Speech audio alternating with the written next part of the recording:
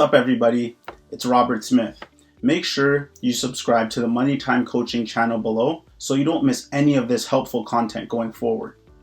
This book provides an inside glimpse of what it would be like to grow up in a home with rich parents opposed to a home where most people grow up, which are homes that are middle class and lower income. In many ways, knowing that I didn't grow up in a rich household, this book provided the experience of what having rich parents would actually feel like. So to me, in many ways, reading this book felt like I was a child learning many new things for the first time. But at the end of the book, I felt truly enlightened in a way I didn't think a book has ever made me feel. I grew up in a household where I heard stories about how money was the root of all evil. And after reading this book, it became clear that it's the lack of money that is the root of all evil. For the first time in my life, I realized that there was a money game being played, and it really helped me feel relieved to know that I finally knew how to keep score. So this book review will be divided into two parts. The first part will be a book review on the 6 lessons that the Rich Dad Poor Dad teaches, followed by the second part of the book review, which will be 7 steps that I found to be the most important to get started to apply the 6 lessons. The 6 lessons.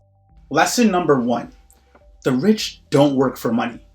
The main reason why the rich don't work for money is because they lack financial fear. What financial fear does is it keeps most people working at a job because they are afraid of not being able to pay the bills. They're afraid of being fired and afraid of starting over.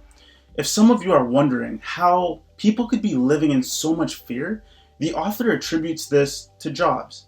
He says jobs stand for just over broke. What this means is that you work really hard and earn just enough to live, which in essence means that your job is a short-term solution to a long-term problem. For example, have you ever been in a situation where you are running out of money and then your payday was a few days away? How did you feel the moment you got paid?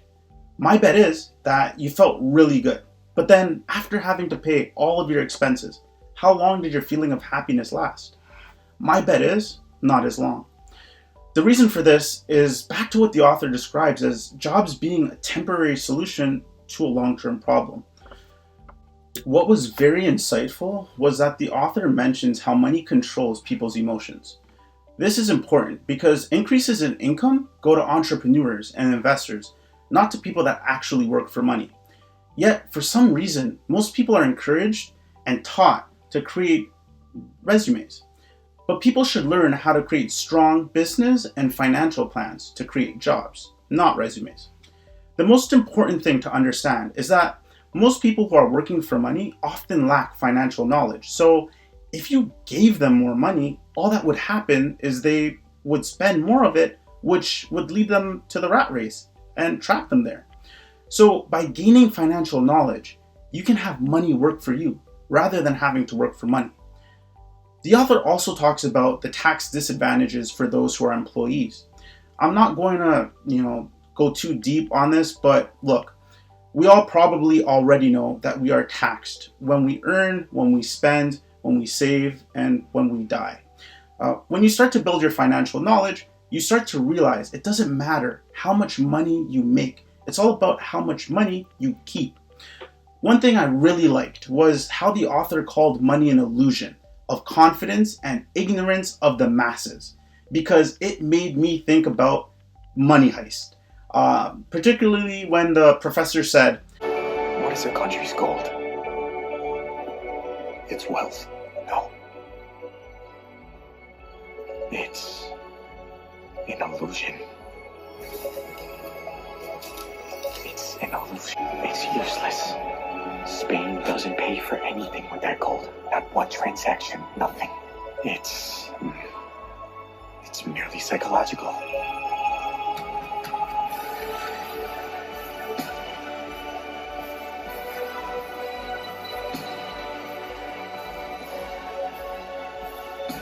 Lesson number 2, how to use financial literacy to become rich. Money doesn't solve problems. Intelligence does, and it produces money. Without financial intelligence, your money will be gone very quickly. I like how the author talks about how in order to keep your wealth, in the long term, you need to understand the differences between assets and liabilities. The author talks about assets as being those things that put money into your pocket, and liabilities as things that take money out of your pocket. The author also talks about how the illiterate of the 21st century will be those who cannot learn, unlearn, and then relearn. To be rich, spend time buying or building assets. To be poor or middle class, buy liabilities. The rich use their assets to provide them with income that they use to cover their expenses and increase their assets. I like how the author talked about how the cash flow tells the story of how a person handles their money better than a regular budget. I found that super interesting.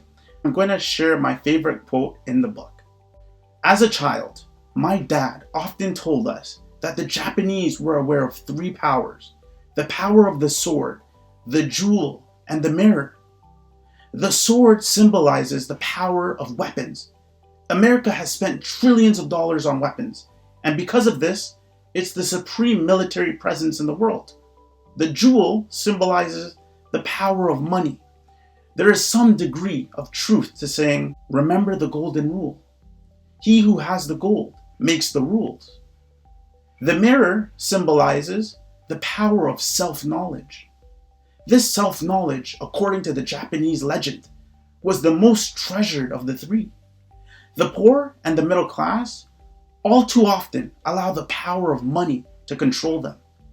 By simply getting up and working harder, failing to ask themselves if what they do makes sense. They shoot themselves in the foot as they leave for work every morning by not fully understanding money. The vast majority of people allow the awesome power of money to control them. The power of money is used against them. If they use the power of the mirror, they would have asked themselves, does this make sense? All too often, instead of trusting their inner wisdom, that genius inside of them, most people go along with the crowd. They do things because everybody else does it. They conform rather than question. The key takeaways here are the rich buy assets, the poor only have expenses, and the middle class buy liabilities they think are assets. Lesson number 3, mind your own business. The rich focus on their asset columns while everyone else focuses on their income statements. People work for owners of companies, governments through taxes, and banks that own their mortgage. There's a difference between profession and business. Financial struggle is where people work their whole lives for someone else. One thing I found that the author did that was very interesting was put a person's net worth into perspective. And oftentimes when we look at clients' net worth, we don't factor in taxes. And so because we don't do this, the author reminds us that considering assets without factoring in the tax associated with those assets means that we're not actually getting an accurate reflection of the client's net worth or a person's net worth. Some assets include businesses that do not require your presence, right?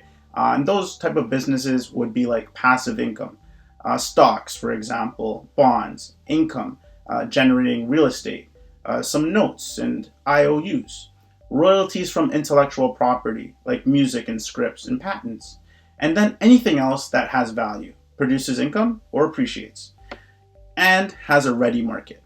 I thought that was very interesting that the author was able to describe some of the things that you can do to earn money and be a business owner that don't necessarily require you to work every single day, because it could give you an insight and allow you to consider an alternative way to make income. I also liked how he describes how understanding accounting and goal management is very important.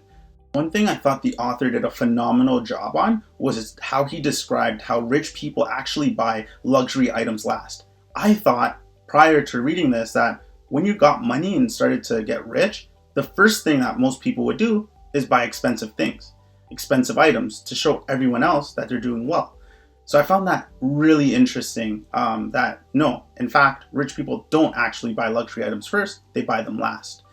I also liked how the author reminded me that, a dollar that goes into your asset column essentially becomes your employee. What he means by this is a principle called the time value of money, which is where you invest money and your money makes money on itself through compound interest and over time. But even better than that, it makes money 24/7, even while you sleep. And so this is interesting to note because as an employee, there's only 24 hours in a day, and you can't actually work the 24 hours in a full day. So therefore, having your money invested not only gives you time to sleep and do other things, but it allows your money to work for you and grow more through compound interest with the time value concept of money. So I thought that was a very important point. And, the author helped me look more into ways that I can, utilize compound interest. As a side note, Albert Einstein said, compound interest is the greatest human invention. Lesson number 4, how to use corporations to get rich. The rich are not taxed. It's the middle class. I like how the author was able to talk about the Tea Party and how the tax on tea led to that movement in 1874, with the income tax becoming permanent in England. In 1913, in the US, the people initially said that taxes was to punish the rich. So the middle class and the poor voted for taxes. If you're wondering how corporations became so popular and powerful, it all started in the days of sailing ships. Corporations were created to mitigate the risk to the assets of each voyage. If the ship was wrecked, the crew unfortunately lost their lives, and the rich lost the money invested on that particular voyage. I liked how the author also talked about the benefit of a corporation income statement, and how it was described in the book is along the lines of this. It's what happens with the assets on a personal balance sheet that generate income for the corporation, and then that income is provided as personal income, and then the expenses for personal income would essentially be passed on to the corporation. I also liked how he highlighted one unique distinction between how the US system works when it comes to selling property compared to Canada, which is the 1031 internal revenue form, where a seller can avoid paying taxes on a piece of real estate that is sold for a capital gain through an exchange for a more expensive piece of real estate. In Canada, it doesn't work like that. Even if you buy a property that's more expensive than the property you sold at, you would still be subjected to paying a capital gains tax on that. So I thought that was pretty interesting. Hopefully the laws change in Canada. That would be really lovely. Also, I liked how the author highlights, if you work for money, your employer has the power. A lot of people really fail to understand how powerful those words are. And I'll use a common example with LeBron James, for instance. A lot of people think he has a lot of power because he is able to gain a lot of wealth. However, in the context of understanding what power really means, the power dynamics, we understand that despite him being a billionaire, he's still an athlete. He doesn't actually own a team. So therefore, he has influence and not power. The power lies with the owners of the basketball teams, of the NBA teams. So that distinction was extremely important. If you're an employee, you always lack power, despite how much money you may earn from your employer. At least that's how I see it. True power comes from ownership. Also, I like how he highlights that if money works for you, then you keep the power and you control it. Again, that comes down to ownership. When you're an owner, you're able to keep more money and you have more control overall.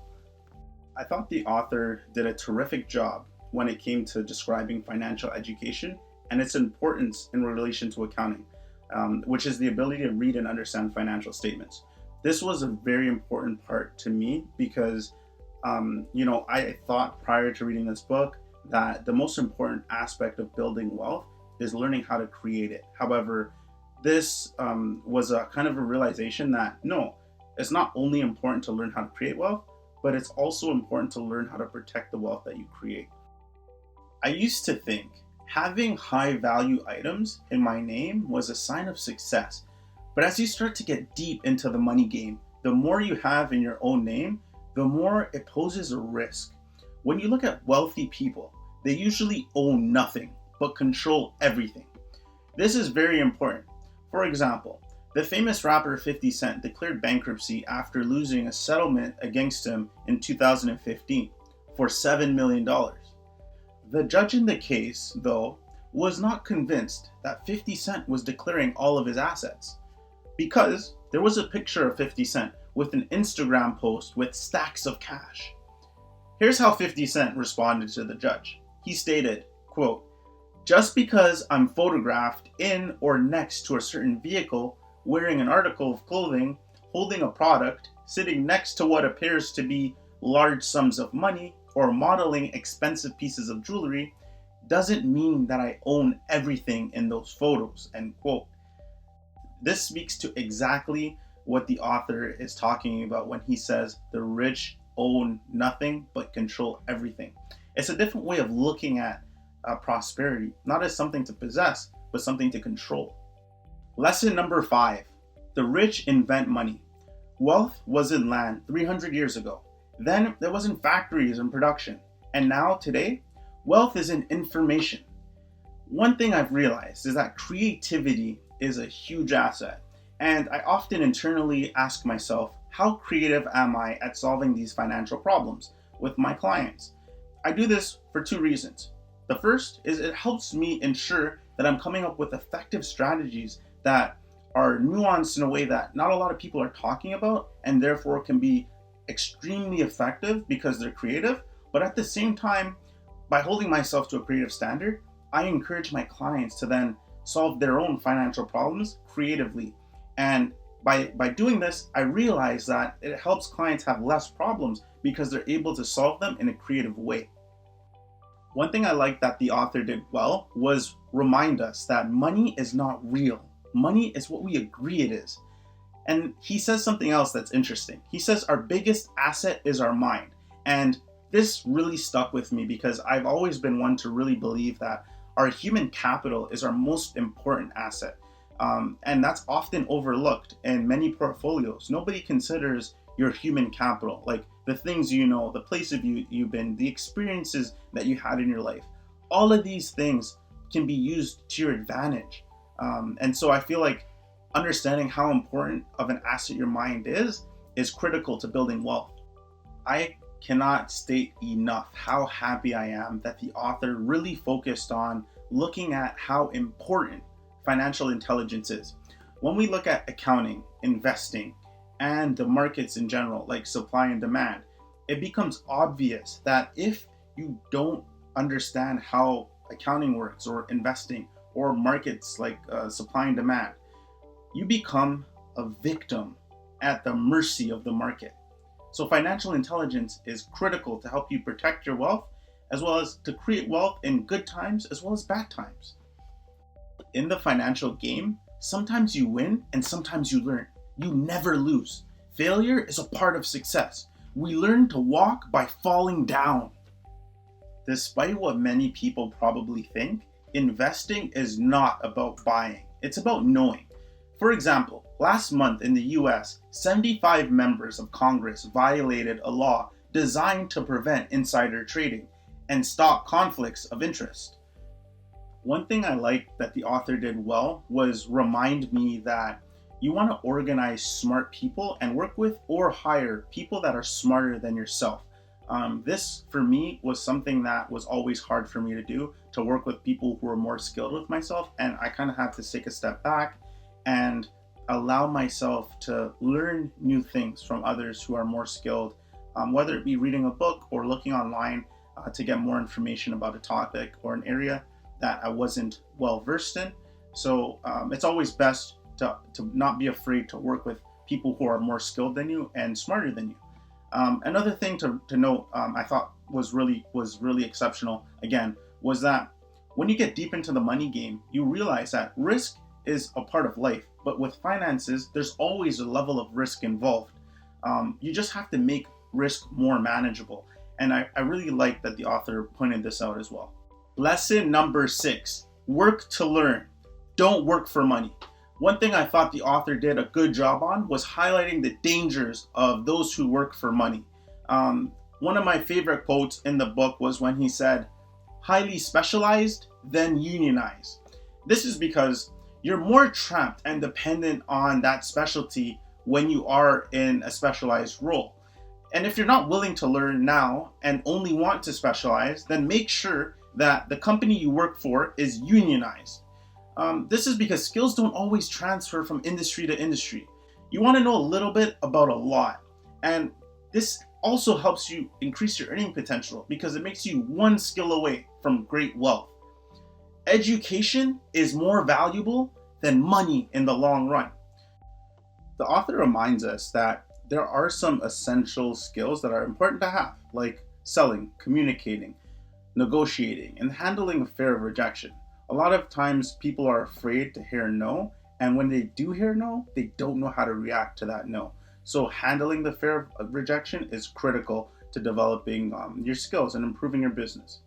He also talks about the importance of management skills when it comes to cash flow, when it comes to systems, and most importantly, people. I like that he talks about how overcoming bad habits are very important because our lives are essentially a reflection of our habits. So if we're able to overcome the bad ones, then we'll essentially become richer. And for example, one of the habits he talks about in the book is being able to pay yourself first. Now, I know what you're thinking. If you pay yourself first, how will you pay others that you owe? Well, it's simple.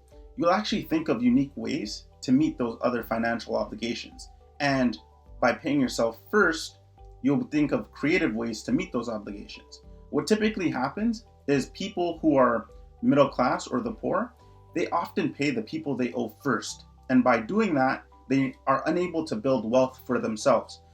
The importance of developing the habit of paying yourself first enables you to develop your wealth and build something of your own with regard to your own finances. When you put yourself as the priority, you're able to build a savings that you own, that belongs to you. And then you'll think of creative ways to come up with paying your other financial obligations. So this is why developing the habit of paying yourself first has long-term consequences for building wealth, but also helping you meet your other financial obligations in creative ways. Another aspect that I liked was how the author makes it okay to accept ignorance. And what I mean by this is that we have to understand that for a lot of times in life, we're taught to say yes to things we don't quite understand. And what the author does that I think is a really good job on is he highlights that we have to overcome this ignorance when we are ignorant in a subject matter. And how he says this is by recognizes that we have to educate ourselves. And this could be done through finding an expert, reading a book on the subject, or perhaps watching a YouTube video. But by acknowledging that you're ignorant in an area and you may not have the knowledge, by doing that, it will enable you to take the necessary steps to educate yourself and be motivated to learn more about the topic. And I want you guys to know, you're not alone. I myself was in that same situation where I would listen to financial experts talk and, accept it because I didn't know any different. The author reminds us that when we say things like, I can't afford it, it's damaging to our state of mind. What it does is it shuts down our brain. Instead, we should be saying things like, how can I afford it? Which opens up possibilities and changes our mindset. The author reminds us that most people buy big cars and houses, but not big investments. If you have a little investment and want to become rich, you must focus and diversify your portfolio because this will offset your loss and increase your profit. Have you ever wondered how failure turns losers into winners? The answer is because they don't look at failure as a loss. They look at failure as being a lesson. Now, my favorite part of this book review. I'm going to give Rich Dad Poor Dad an MTC rating of 5. That's right, and here's why. Number 1, I love the fact that the author talks about the importance of financial literacy. This is important because you have poor and the middle class that oftentimes buy liabilities they think are assets, while the rich buy assets.